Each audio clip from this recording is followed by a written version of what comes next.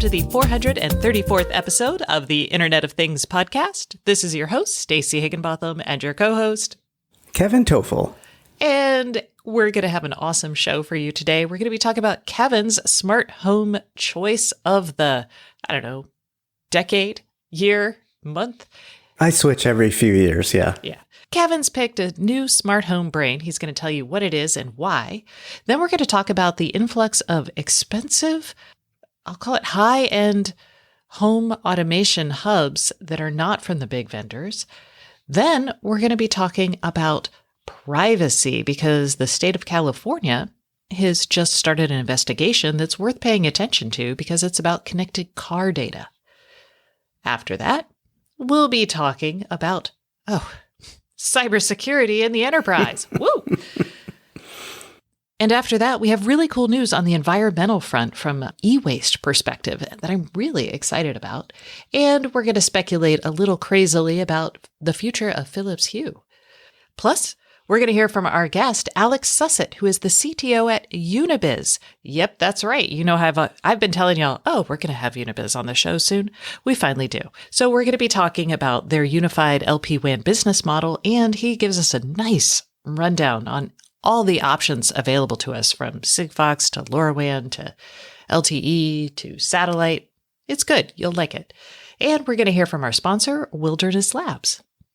But first, let's kick off the show with a message from another one of our sponsors.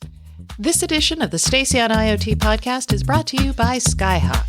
Skyhawk's portable remote IoT, or PRIOT, platform is the first battery-powered end-to-end wireless IoT solution that connects long-range, sub-gigahertz RF sensors to the cellular cloud. You can have this thing running for years on just a couple AA batteries. PRIOT solves connectivity problems many IoT system designers have faced and opens the door to new IoT applications. You can check out skyhawk.ai to learn more about this exciting new product. All right. Thank you, Skyhawk. And now, Kevin. I've been on vacation. I was on vacation this weekend and the last few days hanging out in the Olympic Peninsula. It was beautiful. Meanwhile, Kevin, what were you doing? I was debating on changing my smart home ecosystem, which for the past 2.5 years has been Apple Home. Well, it was HomeKit, but they now call it Apple Home.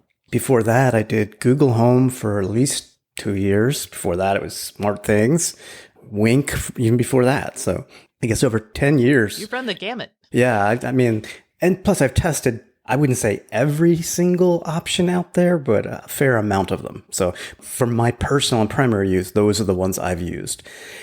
And I decided to switch over to Home Assistant. And Stacey has a shocked look on her face that you can't see. I do. What were you thinking? Because Home Assistant, you've written about it, you've been trying it, it's a great platform, but it is kind of a DIY platform. Yeah. And you have Barb. So I feel like Kevin on your own, you're like, woo, DIY. But Barb changes the equation. So. Right. My wife does change the equation. I mean, the kids might have, but they're out of the house. So we're empty nesters. And, let's tackle the Barb factor first. Because... Wait, first you should tell people what Home Assistant is, and then we'll tackle the Barb factor. Oh, all right, sure. So Home Assistant is an open source software platform, meaning the code is fully available for anyone to view, to change, modify, etc. There's a large community of people that do just that, which in general makes it better.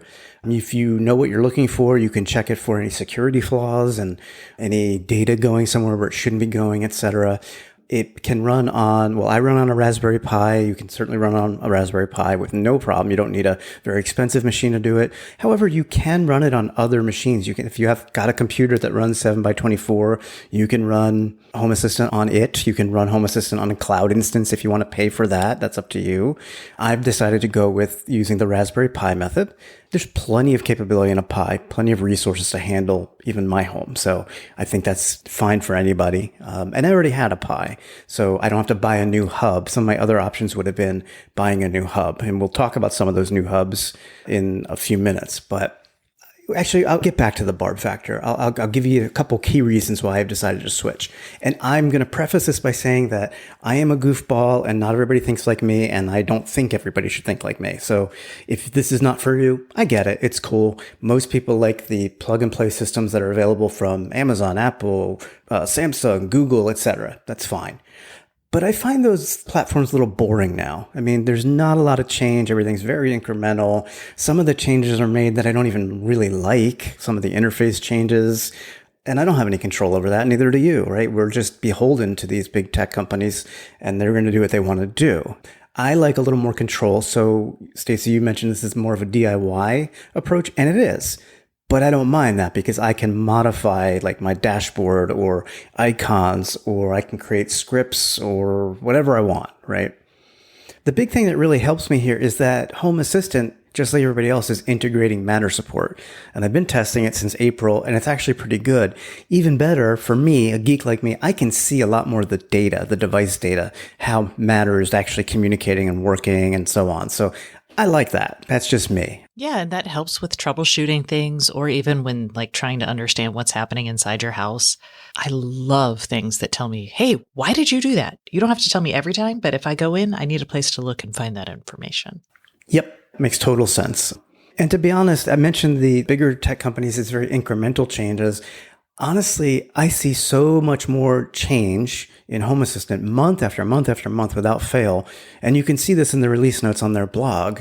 There was like 15 new features or upgrades or changes in July. The August release notes are not out yet. Like last month, added some new energy views in the energy dashboard. So you can track your energy usage. If you have solar panels, you can see your outflow of energy and all that.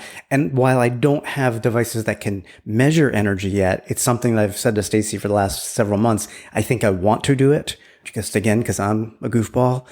They've added a natural language voice control service called Assist recently. I haven't used it yet, but I'm very intrigued by that. It's just so much neat stuff to look at, and it's just not boring, if that makes sense. So with the Matter support, all my Matter devices will still work, so I don't have to replace anything with Home Assistant. Basically, I don't really have to replace anything except, and this is always a quirk of changing platforms, I do have to change my doorbell because the Logitech Circle View doorbell that I've used for the last 2 years works with Apple Home. Matter doesn't support video doorbells. That's fine yet.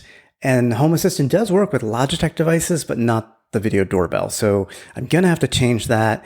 That also means I'm going to lose my HomeKit Secure Video, which is the full encrypted video content that goes back and forth to Apple.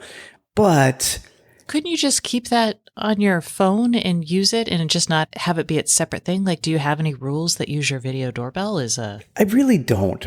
Some people do, and I get it. I've never really used rules other than for testing purposes with my video doorbell. The notifications by default are fine for me. So no, that's possible. It just wouldn't be integrated. So I'd have to go look in another place, I guess. I'd have to go look in the app. I'm actually thinking, and I haven't decided yet, but I'm actually thinking of like a small, like a $300 desktop PC here that's collecting dust. Maybe using that as a video server to save all that data. That way it's not even going out to the cloud, right? So if I get the right camera that's supported, I can just keep everything locally. And that's another big push here is less big tech and more open source and more privacy. And I can really do that much better with Home Assistant than I can, obviously, with some of the other things that we've talked about. I think what's so compelling about Home Assistant is you have the choice of okay, what happens when you're doing a smart home? If you do everything locally, and some people do, you can miss out on some cool and convenient features that some people might like.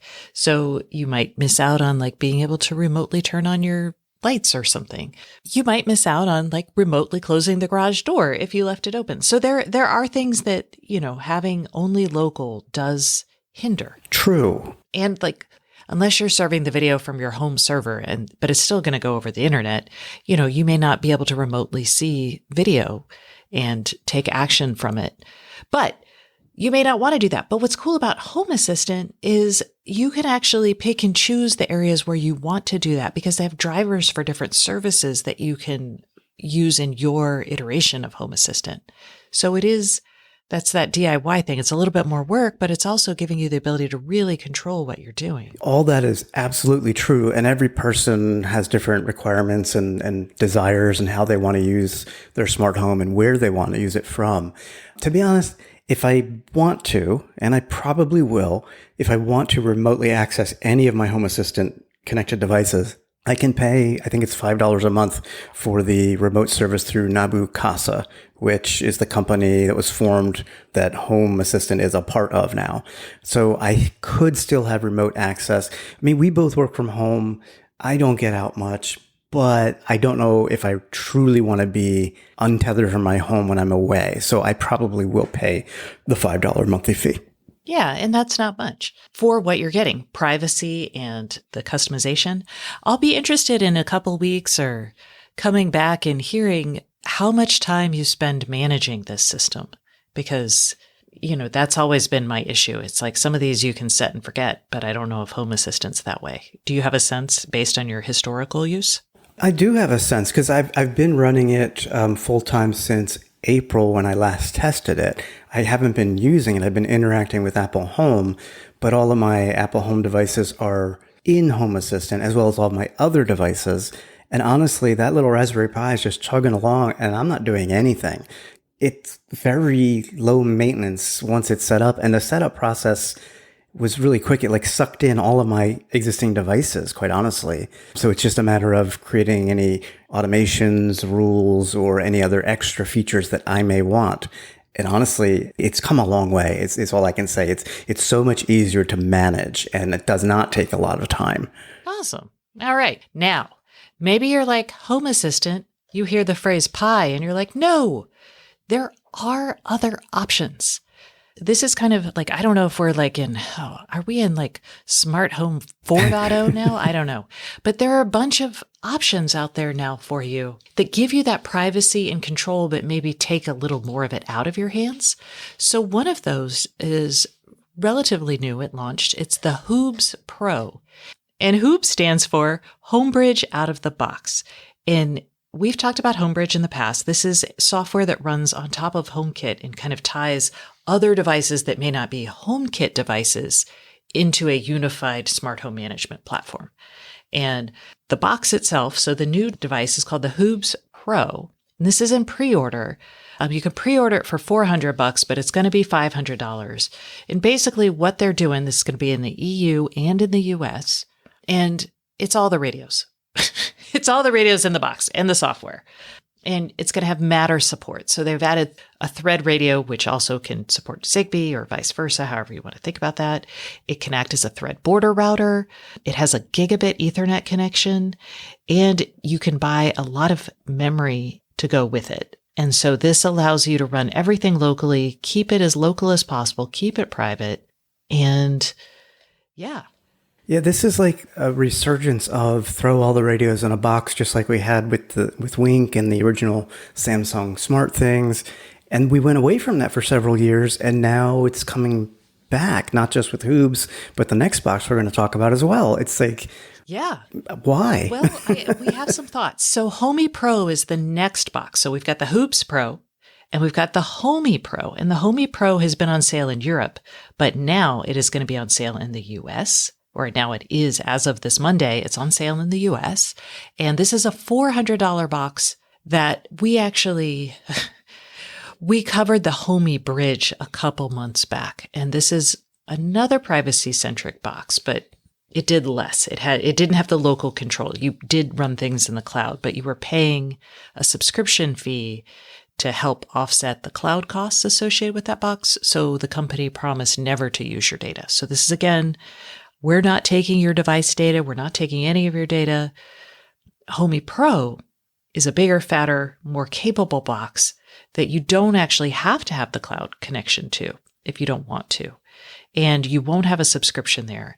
And it runs so much. I really enjoyed the Homey Bridge. I did find some of the products and apps a little limited, but the Pro has a bunch more. And the reason is, A, it's more capable, but B, Homey assumes that if you're going to buy the Pro that you're really into smart home stuff, which many of our listeners are. And so they offer an app store for users to create drivers. So remember SmartThings way back in the day? It's kind of like that. Mm-hmm. And it will work with a lot of stuff. Yeah, I mean, look, I don't think it lacks any radios. I mean, if you want every radio and then some, this is it, because you've got Wi-Fi, Z-Wave Plus, Bluetooth, Zigbee, you've got infrared, Matter support in the works, Thread support also expected later this year. I mean, you got everything. Yeah, it's really fancy. I really enjoyed my Homey bridge. I loved the IR support. I'll just be honest. That was great because it worked with some things that I didn't have. I would have had to buy a specialized hub for. And again, so Hoobs Pro, Homey Pro, even your reasons for getting into Homebridge, I think one of the issues is like diehard smart home people are frustrated because they've been buying this gear for a decade or more. Like if you go back to like Insteon and X10 and stuff, like 2 or 3 decades even. Mm-hmm. And nothing stays the same. I think it's naive to think that things will stay the same simply because we want them to, because it works. Why change it? But in the case of some of the more modern iterations like Google and Amazon, like a lot of people, I'm a little worried as a Google Home user about Google's commitment to this space. Mm-hmm. With Amazon, people are worried about their privacy and their data. Like, how is this data getting used? So, and HomeKit is fine, but it's very limited. Finding HomeKit supported devices is hard. And Matter, it's here, but it's but it's not. rollout's been pretty uneven. Yeah, it's not doing what people thought it might do. Honestly, if the Matter rollout in terms of devices and support was where I expected it to be, then I might not be changing platforms at all. But it's not. So I'm going to take what I can from Matter and go my own way.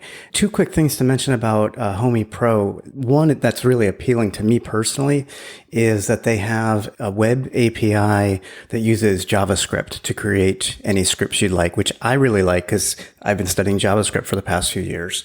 So that seems very practical to me. And it also looks like they took a different approach in setting up automations, almost like a Node-RED approach of flowcharts, making a whole new interface that people probably aren't used to in their smart homes in general, that I don't know if it's going to go over well or not. I mean, some people are visual. I love it. The flows, I think they're great. Okay. But I also liked Node-RED. I still like Node-RED. I think it's great. Mm-hmm. But yeah, who isn't visual? Who are you people who are not visual? I cannot comprehend. I'm a no-code girl. All right. So that's the big trend happening in the smart home 4.0, 5.0, whatever. Yeah, I lost track. Yeah. Oh, and tied to this, like the closest earlier thing to this was probably SmartThings. I mean, this is basically like what SmartThings wanted to be back in 2013 when we first tried it out. But after getting purchased by Samsung and trying to be adopted by the mainstream, this is also important. I don't see my sister-in-law, who's a very smart lady with lots of smart home gadgets, buying a Homey Pro and setting it up, or a Hoobs Pro and setting it up, or even Home Assistant. They're going to stick with what they know, the Googles, the Amazons, the HomeKits. All right, let's talk about privacy, because the California Privacy Protection Agency is going after connected car makers. Their enforcement division is just making inquiries into the connected vehicle sector. They want to understand how companies that are collecting car data are using the data, and are they complying with California's privacy laws. So California has the California Consumer Privacy Law of 2018, and the CCPA, basically it's letting Californian citizens know what personal information is being collected about them. Is it being sold? Who's it being sold to? Citizens have the right to access their data. They have the right to delete their data and opt in or opt out of the sale of their personal data. And this is really important. They have the right to equal services and price, even if they exercise those rights. Because sometimes they'll be like, well, if you give us your data, we'll give you a discount. You can't do that here, which I think is great. Mm-hmm. So that's what the law says. Let's go back and talk about what's happening in the connected vehicle space. Because all of these companies, I mean, it's really hard to buy a car today without having some sort of modem in it that connects to the internet, right? You need it for your maps data. Well, streaming music, infotainment, sure. Yeah. And so geolocation tracking, obviously, anywhere you go in your car, that data can be tracked, right? That your car is taking you there. And you need that information for things like map services. But especially in the wake of the Dobbs decision last year, states are realizing that geolocation data on your phone, on your car, on your little watch or tracker, all of that could be used against people as they seek reproductive health care, especially reproductive health care that may have been banned in some states. So now every state attorney general is looking at ways to solve for this problem. It's not the only problem I have with like data collection, but I'm glad everyone's finally becoming aware of it. I really wish we hadn't lost access to healthcare as a woman. Like, get this, but anyway. Once before we talked about this, where people were basically targeted by law enforcement because GPS showed that they were nearby a crime, for example. There's another perfect example. Yeah, there's the geofencing warrants. Yes, it's not just about that, but we were kind of like, criminals, who cares? But now we're like, oh. Well, if they called you the criminal, you would care. Exactly. When you call half the population a criminal. Okay, so what's happening? They're basically looking into the fact that you can't turn location data off in your car. They're realizing that car companies are selling access to this data. So they may be selling access like, hey, here's a consumer that goes to these grocery stores, or this demographic likes this information. And then that gets sold to a data broker and then combined with other information that might be able to identify you. There's also things like cameras on cars and employees in car companies like Tesla sharing data from those video cameras. And it's a little distressing. People are like, suddenly, yes, they're out in public. Maybe they didn't realize they were on camera. There's a lot of information that's like a little scary. So this is just an inquiry. They're conducting a review under the CCPA. We don't have a sense of when anything might come out, but the California Privacy Protection Agency does actually want to hear from y'all. So I'll put a link in the show notes to the news item. And if you have a issue that you've had from your car sharing data about you or you're concerned about, you can tell them. And maybe you have to be in California though. Okay. I'm like, will they tell you how often I listen to Britney Spears in my car? Is there a camera in my car that could share my videos? I'm guessing that that's a lot. It really is. That's okay. I'm going to spare all of you, though. Okay. Let's talk about a different kind of security. Let's talk about cybersecurity in terms of OT and IoT environments. That's right. This is the industrial segment of the show. But there is a new report out from Nozomi Networks. Every year, I think it's actually twice a year, they just kind of do an update of like, hey, who's being attacked? What are they being attacked by? What are the big trends? And you know what, y'all? The big trends are not great. There's still a whole bunch of people out there doing network scanning on critical infrastructure like water treatment plants, hospitals, that sort of thing. So this is for the first half of 2023. We've got CISA releasing 641 common vulnerabilities and exposures. Those are the CVEs. Those are basically the vulnerabilities out there. That's a lot. Those vulnerabilities affected 62 area vendors. There are more attacks every day. Nozomi found that they had 813 unique daily attacks in their honeypots that they have set up to look like industrial networks. And a big issue continuously, like this is still an issue to get access. So all of these attacks are usually default credentials being used to get access to a system. So this is hacker networks trying to get access to companies using default passwords, trying really hard, like going through the popular passwords. They're called brute force attacks.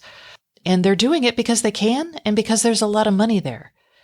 And there's still a lot of vulnerabilities, even more sophisticated vulnerabilities, and they're still not being patched. So, I mean, I don't know what to say, y'all. Interesting, at least to me, maybe not to anybody else, is they share the top attacker IP addresses by country I'm going to assume these are legit because, it could be routed through a country. Maybe that's how it's showing as this came from China. But China was there as well as the US. So even internally, we've got hacker groups hitting infrastructure and trying to hack this thing.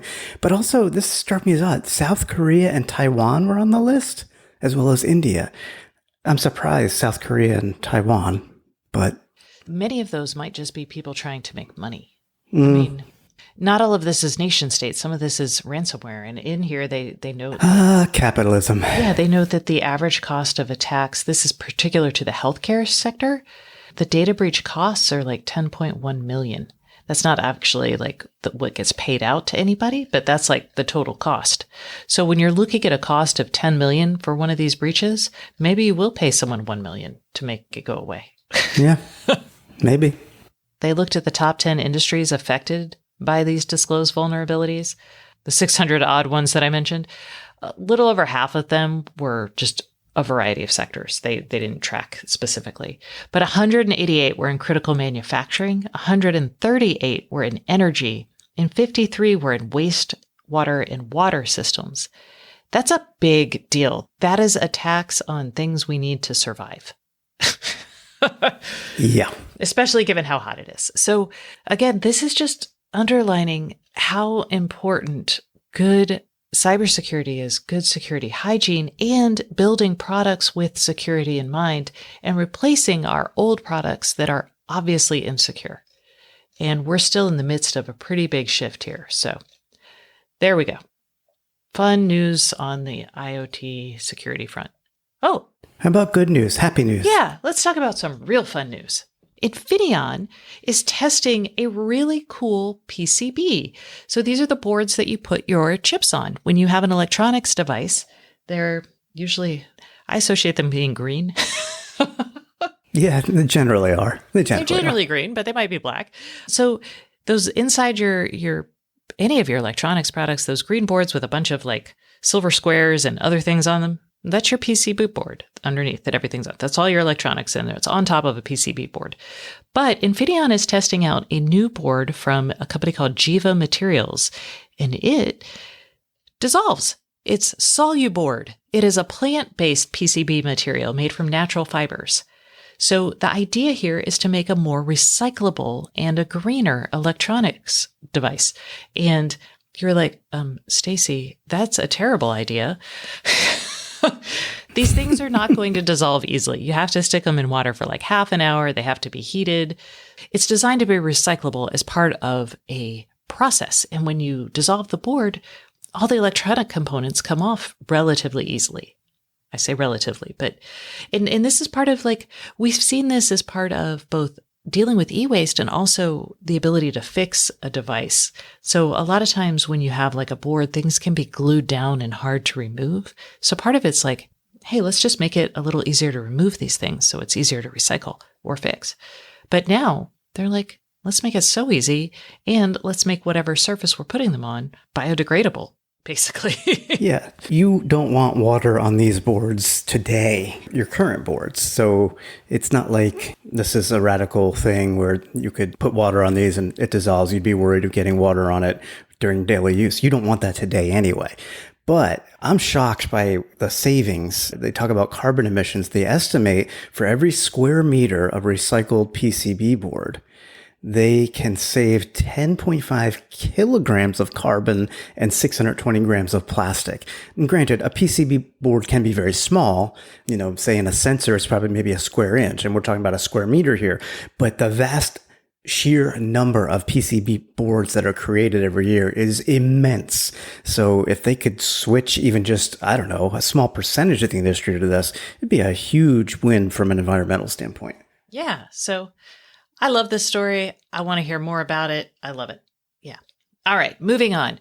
This is our speculative, we've read the news kind of story, but Philips Hue, it's possible they're going to get into the home security market with a smart home camera. Signify's CEO during a conference call said that Philips Hue is going to get a home monitoring system similar to what Signify's lower cost brand Wiz has already offered. So they want to use security for lighting and lighting for security, he said. And Right. The idea is, you may not hear an alarm system or whatever, but if you flash lights red or something like that, it might be more noticeable. Maybe if you're out at the street, for example, talking to your neighbors, somebody's breaking in your back door, the red lights flashing would be visible, whereas you might not hear the alarm system. So it's an interesting approach to security, and it leverages, the Philips Hue lighting product line. So Yeah. And the other interesting thing is when questioned, he actually mentioned that their cameras are going to be the first with, quote, end-to-end encryption. So if they actually do that, that would be great. That'd be like your HomeKit secure video, right? yeah, which means they're not the first with end encryption, but still, yeah, that's marketing. But yes. I mean, I would recommend any cameras with end-to-end encryption for anybody's home. Yeah, me too. Or just don't put them in there, which is what I do. That too. Because who needs that? Okay. Well, that concludes the news this week, which means it's now time for the Internet of Things podcast hotline, which is brought to you by Silicon Labs. Works With by Silicon Labs is the go-to IoT conference. It's August 22nd and 23rd. There are 4 keynotes, 5 panels, and over 40 technical sessions on the IoT. So Works With has something for everyone. Check out the 2-day virtual agenda and register for free at workswith.silabs.com. So, in the hotline, this is where we hear from y'all, and you should give us a call at 512-623-7424. If you call us in August, you will be entered to win a Hue starter kit. That's right, it's going to have a Hue bridge and 3 Hue bulbs. Might even have a smart button. I don't know. It depends on the kit that's available when this finally happens. Might even have a Matter upgrade by then. You never know. You never know. It'll have white and color in there, so it'll be nice. So, if you would like to enter to win this for the month of August, call us at 512-623-7424.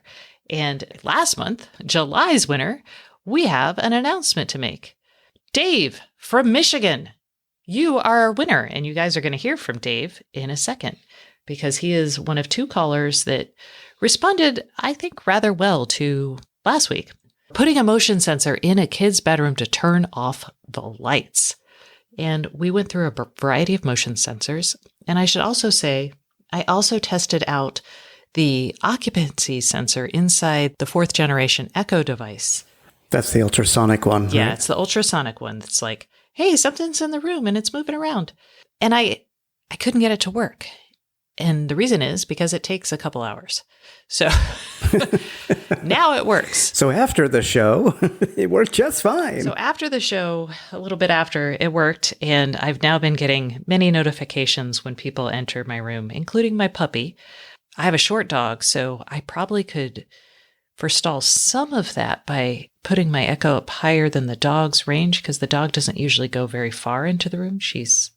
Well, if I recall correctly, there's also a sensitivity setting for low, medium, and high. And I think you had it at medium, so maybe you could make it low and that would do the trick. Maybe. But yeah, it's lovely. So that is an occupancy sensor, less so a motion sensor. You'll hear more about that actually, because both Dave and Craig really had some good points to make. So instead of us talking a little bit more about something new, I thought that both Dave and Greg made good points. So we're going to hear from both of them on last week's question because, yeah, good points. Let's hear them. Hi, Dave from Michigan. I'm calling with a solution to the previous podcast question from Spencer on a way to turn off the kids' bedroom lights. That used to annoy me too, but when I calculated the cost and saw how inexpensive it is, it stopped bothering me to see the lights left on. Once you switch to LED lighting, the cost of electricity is very minimal. Since Spencer was from Utah, I looked up the cost of electricity in his state at an average of 12 cents per kilowatt hour. So an equivalent 60-watt light bulb in LED can be left on all year, 24 hours a day for $10.50. Knowing that the kids will be sleeping at night, the cost just to leave the light on all day for the whole year is only $5. Any automated solution will take years for a payback and just be very frustrating when it doesn't work correctly all the time. So I think the best solution is just to know what the lights cost to be left on and move on to bigger and better projects. Thanks. Love the show. Hi, Stacy. My name is Greg, calling from Phoenix, and I was just listening to your podcast this week and listening to the user tip, and I was a little confused by your answer. The gentleman was asking how to turn off lights after a certain period of time, and you went into a good explanation about different kinds of motion sensors and stuff like that, but I don't mean to be that guy, but I would have thought you would have pointed him at an occupancy sensor rather than a motion sensor. Motion sensors are wonderful for turning things on, but they're not really all that good for knowing when somebody's not in the room anymore. So, just a thought. I listen to your show all the time. I love it. This one just confused me a little, so I thought I'd call. All right. See what I mean? You guys, you're so smart. I love it. And I'm so glad that we had a winner in there. All right. If you would like to win the Hue Light Kit, give us a call at 512-623-7424, and you will be entered to win. We might use your message on the show. You can ask us a question. We will be back answering questions next week. And that concludes this segment of the show. But please stay tuned for Alex Sussett, who is the CTO at Unibiz. He's going to be talking about Unibiz's unified LPWAN strategy and the differences between various different types of LPWANs.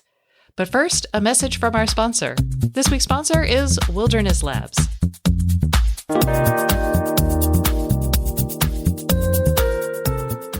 Hey everyone, we are taking a quick break from the Internet of Things podcast for a message from our sponsor. And this week's sponsor is Wilderness Labs. And I have Brian Kostanich, who is the CEO, here to talk to us. To start us off, what is Wilderness Labs?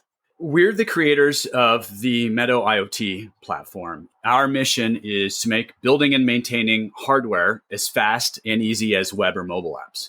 For years, if you wanted to build embedded hardware, you had to be an embedded hardware wizard. And then, once you got that hardware out into the field, it was difficult and expensive to maintain those devices. Meadow changes all that by providing both an enterprise-grade IoT device cloud that enables you to maintain any embedded device in the field, whether they be a microcontroller or an embedded single-board computer like a Raspberry Pi, as well as an embedded device OS that provides a premium .NET experience on microcontrollers. So with Meadow Cloud, you simply drop in a client library and you get secure over-the-air updates, cryptographic identity, crash reporting and logs, device health monitoring, and advanced data synchronization and forwarding to enterprise data backends such as Azure Event Hubs or things like DataCake.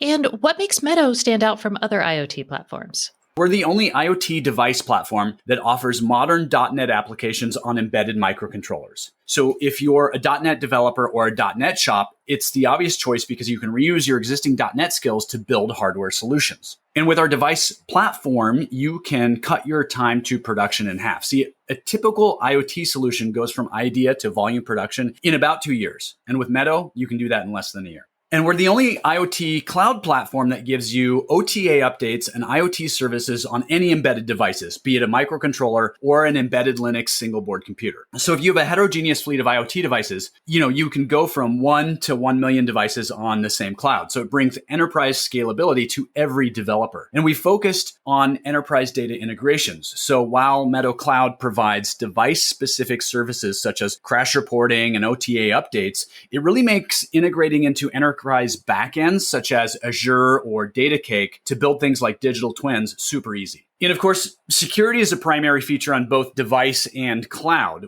Okay, and do you have examples of companies using Meadow today? Yeah, absolutely. We've really got a market wedge into critical infrastructure, industrial defense applications. So for example, in defense, the Navy uses Meadow for maintenance operations. They have digital twins that Meadow powers, and they can view real-time data on infrastructure and submarines. On the commercial side, we have folks doing solar-powered air quality monitoring at construction sites for EPA compliance. In industrial manufacturing, we have folks monitoring energy usage and equipment vibration for machine health so that they can provide preventative maintenance to prevent downtime and also energy cost savings. So where can I go to learn more about Wilderness Labs? Check us out at our website, which is www.wildernesslabs.co.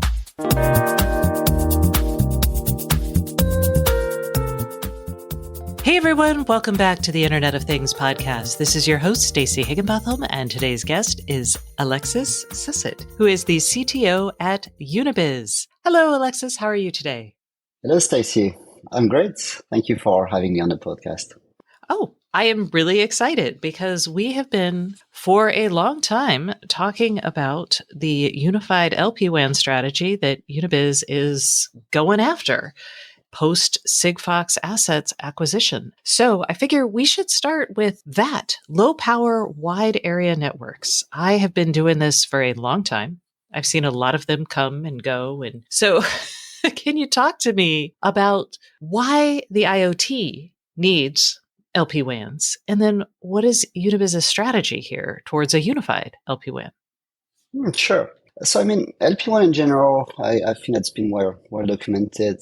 One of the key advantages of LP1s is really the power efficiency. So you do have this long range transmission, which is very power efficient. So it enables you to deploy an LP1 infrastructure in also the most efficient way, meaning that you're really trying to deploy as little base stations as needed to transmit data. The compromise very often compared to technologies like 4G, 5G is that you're not able to transmit as much data as you would on traditional cellular network. But when you really look into it, actually IoT generally requires lots of devices that transmit each a little bit of data. Like you don't need this really high bandwidth unless you're doing, remote update of connected cars, like this kind of things. But essentially, the vast majority of IoT is actually very much in line with small amount of data transmission. And so, yes, in terms of LP1, you will see a lot of the different protocols. And as you said, they seem to come and go. But we see a couple of protocols that seems to be prevalent today in the market. So Sigfox, which we acquired last year. So we acquired the Sigfox technology. LoRaWAN, which has been a very strong player and definitely which is here to stay. And then the more cellular-driven standards like NB-IoT and LTE-M.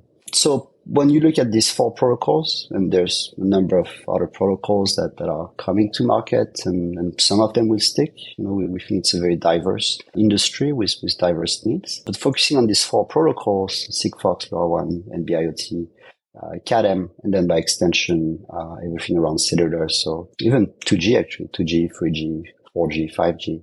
We see that the more we work with customers, the more we see that one size doesn't fit all. So you wouldn't be able to go out there, speak with customer and say, well, Sigfox is perfect. It's going to answer all of your needs. Like that's it. Like, you're good to go. No, actually, and then that's the beauty of the industry. Every protocol has its advantages, but its challenges as well. And so as a company, Unibiz actually, even before the acquisition of Sigfox, was already a multi-protocol company. So you may have heard about the large project we did in Japan, which is with Nishigas, a Tokyo gas company. There already, we actually designed Sigfox devices, which was great. Energy efficient. We can run 10 plus years on battery. It really, answers the needs of the customer, and we could keep that device very cost effective, which made the business case work for them. But we saw that in some areas it was complicated to bring the Sigfox coverage, or otherwise, they had some cases where they needed a bit more bandwidth, a bit more data exchange with the gas meters. And so we made an LTE-M version of that device. That was essentially the beginning of convergence, where you would use two different radio standards, which a lot of people perceive as competing, but we embraced them. We said, well, you know what? No, this is great. Like, we're able to keep things simple and to have the standard that fits the use case the best. And reuse a lot of the design that we've done, right? Like connecting with the gas meter, developing all the logic for this to work correctly was transferable. And we just had to change the radio part. But I make it sound very simple. It's a bit more than just change the radio part. But, it's a lot less complex than reinventing the wheel. Yeah, and we're going to talk about that. How do you reduce the complexity? So we should probably talk about that now, and then we'll talk about all the different options available to folks. But y'all have been doing deals across the industry to bring in, you've done deals with Actility, you've done deals with Soracom, just all over so many deals. Y'all done a deal with the things industries. So can you walk me through what you're doing and why all these partnerships to kind of lower that complexity? Because as an end user who's trying to deploy a network or work within your platform, what am I seeing and what did it take to get to that? I think one of the really interesting parts in all of this is that all of these technologies are available in their own rights. Like as a customer, as someone building an IoT solution, you can access all these different technologies. One of the challenge though is that it's very difficult to work with multiple of them. You'd have to have multiple contracts. Like the business side is actually very, very difficult. And especially if you want to do multi-protocol on a single device, you're going to end up with multiple subscriptions, perhaps even multiple deployments. So it becomes very complex, especially on the business side of things. So we believe that someone who's friendly in the industry needs to open things up, needs to bring people together. That's why we are really reaching out to all of these companies, all these partners to say, look, we've got a wide access around the world. Now, especially thanks to the acquisition of Sigfox, we have activities in 70 plus countries. And so we'd love to bring you in. We think that for the customer's benefit, bringing all of these technologies together and building up a business case each time where the technologies that are needed for the use case is the way to go. I think what people recognize today as the need for convergence, because it is very complex from a technology perspective, being able to build that business case each time and bring the partners together and basically make a total cost of ownership for such solutions, something that fits the needs of the customer. We believe that everybody sees it the same way as we do now and wants to be part of that convergence. Okay. And why are you guys the friendly folks, the friendly company in there?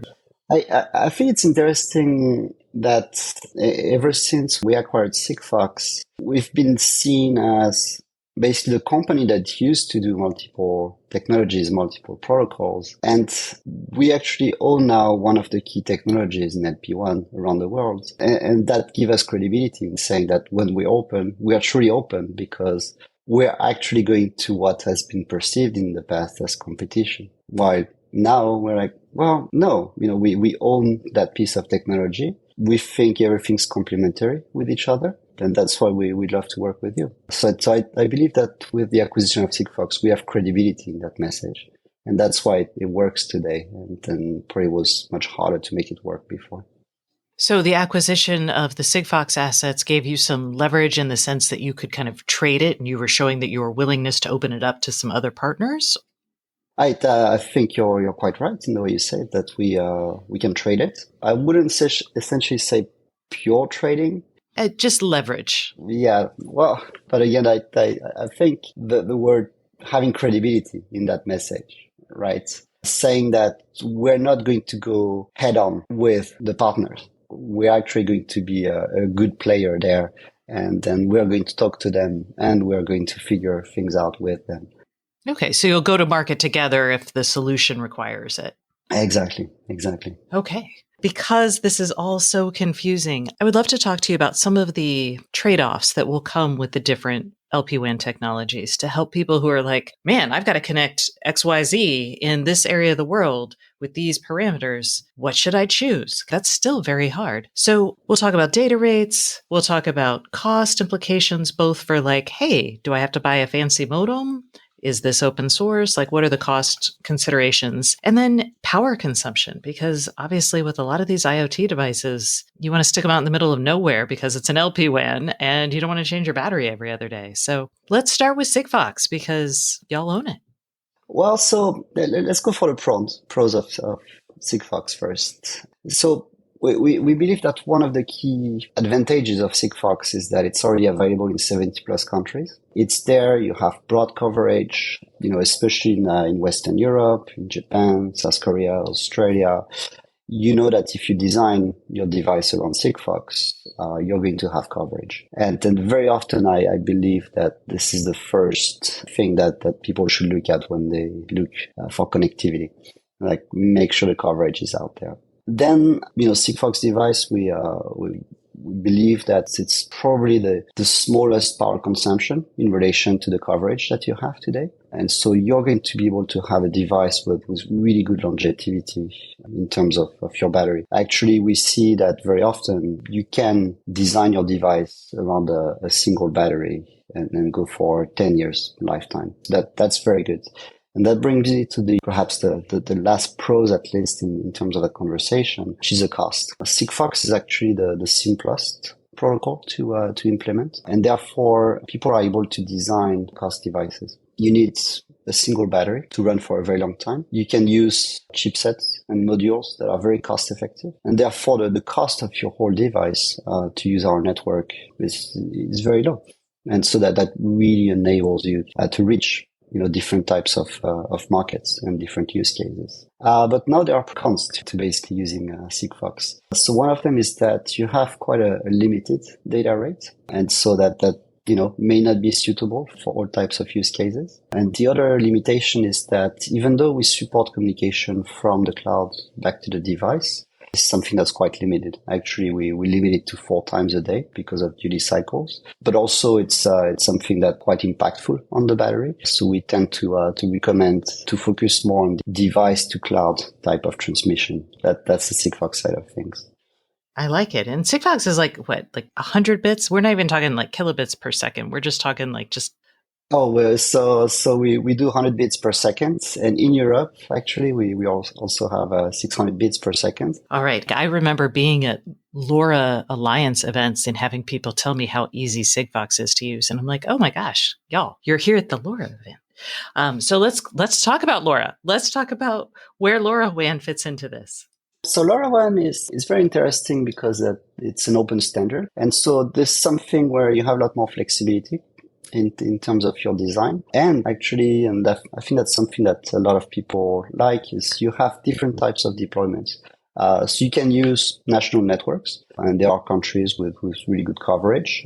For example, the United States actually has quite a strong nationwide LoRaWAN network. But if you don't have coverage, you can actually purchase base stations yourself and deploy your network. This can have 2 benefits. One is if your use case is very localized, and then you know that your devices are going to stay in that location, you can design basically everything around that location and have basically your own network. It's a pro, definitely, but that also means that you need to run the network. So there's a lot of cons there that may not be visible when you start deploying. The other great thing with LoRa is that it's more flexible in terms of the data transmission. So you can actually transmit more data than you would with Sigfox. The counterpart, though, is that you will need more infrastructure if you start to transmit more data. So you need to watch out for this. And as you transmit more data, that has definitely an impact on your battery consumption. So you need to watch out for that. And the other great thing about LoRaWAN is that it's got quite a strong ecosystem of devices and solutions as well. So that's something that you can adapt rather than, build from scratch. And that can be very useful for a lot of use cases. It hasn't always been that way, but it has been getting much, much better. Okay, we'll switch to cellular now. There's your 2 flavors, your NB-IoT and Cat-M. I don't know if you want to separate them or I'll let you handle that however logically makes sense for you. Sure. I think we can bring them together in terms of that conversation. So both of them, you will have higher power consumption compared to Sigfox and LoRaWAN. And I believe that one of the big challenges is that device side of things, the modules and the chipsets remain quite costly compared to Sigfox and LoRaWAN. So the first thing is that your device will cost more. That's a given today. Can you give us a sense of pricing for LoRaWAN or Sigfox? Because when I'm looking at modems, I'm looking still at $5. I mean, they're getting a little bit better, but they're still pretty pricey. They're still pretty pricey. I think $5 is a good middle ground, but you still need a decent quantity in order to access this type of pricing. But in comparison, getting Sigfox or LoRa devices, what is the radio cost or the module cost for those? So for Sigfox and LoRaWAN now, you can easily get under $3. And obviously, if you have scale, we see that evolving all the time, the cost is getting lower and lower now in the market, especially on the Sigfox side, because we don't charge for the intellectual property on the chipset and the module side of things. And we've actually open sourced all the code that's required to run Sigfox on these modules and chipset. We're really like proactively enabling the industry to lower the cost of that radio communication there. In terms of cellular, if we go back to that,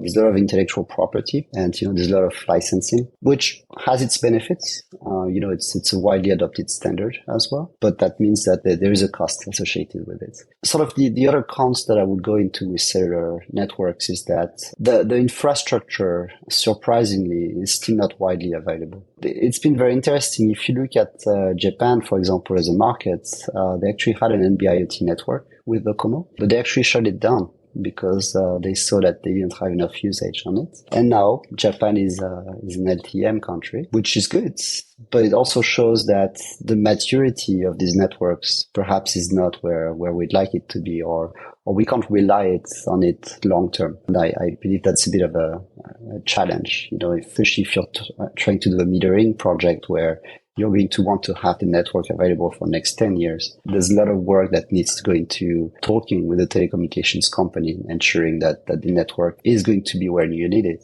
but also available for the time you need. So those are kind of the basic flavors, and we're seeing that Unibiz is coming out and trying to combine them as needed for customers in an easy way. There's like this dark horse that's coming in now in the form of satellite, and we're seeing some really interesting things, both on the more traditional broadband satellite side, and then also on the satellite plus LoRa. And I'd love to get your thoughts on both broadly where satellite fits in. And then this idea that we're getting kind of a lot of satellite from the broadband guys, but then I'm not seeing that we're getting a lot of traction in some of the lower power satellite efforts. So like Swarm, which was purchased by SpaceX recently, they didn't shut it down, but they said they're not going to sell any more of their original Swarm units, which were designed for IoT, and they're just going to use the direct to cellular network. And I don't know if that's really any good for IoT. So I'd love to get your thoughts on kind of the role of satellite and where you think it might be heading for IoT devices. Well, in terms of where satellite fits in, there's still large parts of the world which are uncovered by existing networks. Even the LPWANs, even though we have very long range transmission. Like a great example is Central Australia. It's very quiet in terms of radio, if we can put it this way. There's nothing in Central Australia. But there is farming, for example. And we see for this type of areas, actually, satellite IoT, especially low power satellite IoT, is a great answer. If you're doing farming in Central Australia, you're going to want to have sort of digitalization of your farming activities, especially with these large types of areas where you may not be able to check on what's going on every day. So you're going to want to have devices there. And again, you don't necessarily have power available in this type of areas. So I think there's a very good fit there for the satellite IoT, because you're able to run devices on battery and still have them, connected in areas where previously you really didn't have a power efficient coverage. So that's one of them. Global tracking as well. If you're talking about containers, ships, anything at sea, like great fit. The challenge though is that even though the cost of, launching satellite has decreased quite a bit, thanks to companies like SpaceX, it's still an infrastructure that is costly, right? And very much like a lot of other networks, can only justify the infrastructure if you have enough customers on it. And that's where we see that satellite, I believe, still needs to find its sweet spot, like how much infrastructure you're going to put up there. The great thing in space, though, is that you don't have to pay the rent for the rooftop. So, once it's been launched, that's it. You're good to go. So that's definitely an advantage.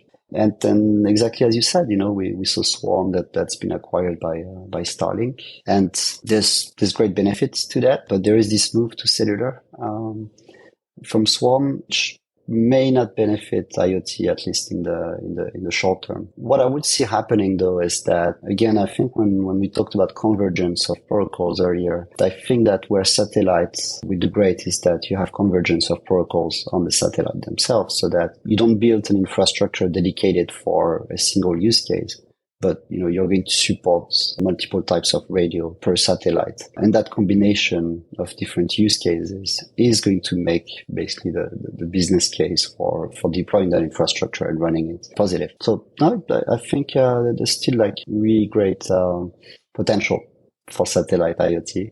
That's always the challenge, especially when building infrastructure heavy networks. So we've covered tons of LPWANs here. We've covered the Unibiz business plan strategy. And are we there yet? Are there enough LPWANs out there? Are there things we should still be developing? Interesting. Do we need more LP1s? I think we've got quite a good coverage today with all the technologies that exist. Perhaps it's time to really leverage everything that we've built so far. Try to be careful here in how I phrase it, because I'm sure there will be a need for evolving the protocols, and there's always new use cases that will require something new.